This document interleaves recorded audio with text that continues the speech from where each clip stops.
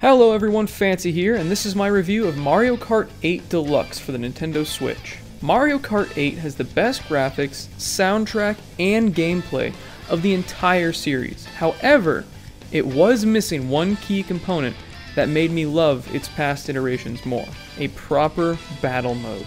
Thankfully, Mario Kart 8 Deluxe has remedied this problem by bringing back battle arenas and including 5 different modes to fight against friends or people online.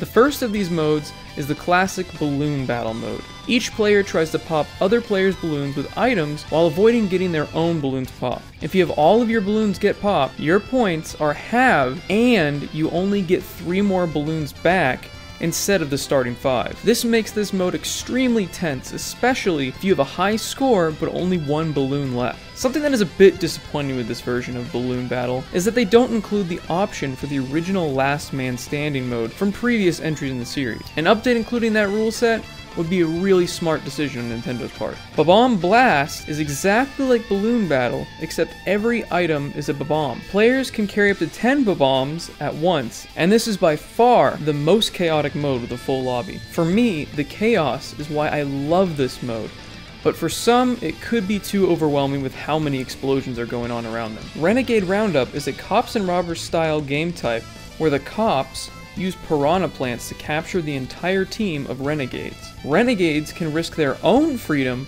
by driving through the blue key underneath the cage in order to rescue all of their teammates who have been previously captured. This may be my favorite of the battle modes due to just how close the games can get and how risky it can be to try to free your teammate. Coin Runners has players trying to collect the most coins while avoiding getting hit by other players. This game type preys on greedy players and players playing it too safe. If you try to get a ton of coins, you can wind up getting hit repeatedly and losing them all. But if you play it too safe, you could wind up not having enough coins to win the round. The last battle mode is Shine Thief.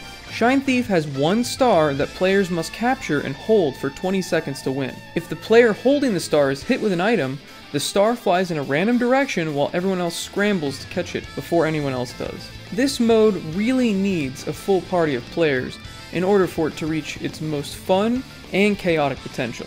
I played a few rounds with only a couple of people, and most ended after only 1 person captured the star, which is really no fun. If you haven't played the original Mario Kart 8, Mario Kart 8 Deluxe is truly the definitive edition of this amazing racer. The Grand Prix race modes alone provide tons of replay value, whether you're playing by yourself or with friends.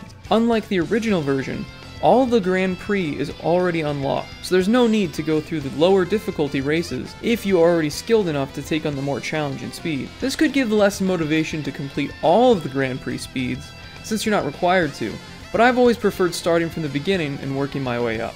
So, offline is incredible, but how is the online? Mario Kart 8 had a ton of online issues when I tried playing it back on the Wii U. I encountered lots of lag-ridden races that made it almost impossible to play. I'm happy to say that the Switch seems to have fixed all of these problems. During my time playing Mario Kart 8 Deluxe online, I never had an issue with lag or server stability. That being said, I've only played this before launch, so if post-launch matches are different, I'll make an updated video about it. A small but welcome change to the online is the ability to change your character and cart in the lobby. This means you no longer have to back out all the way to the menu anymore, making the online experience even more enjoyable.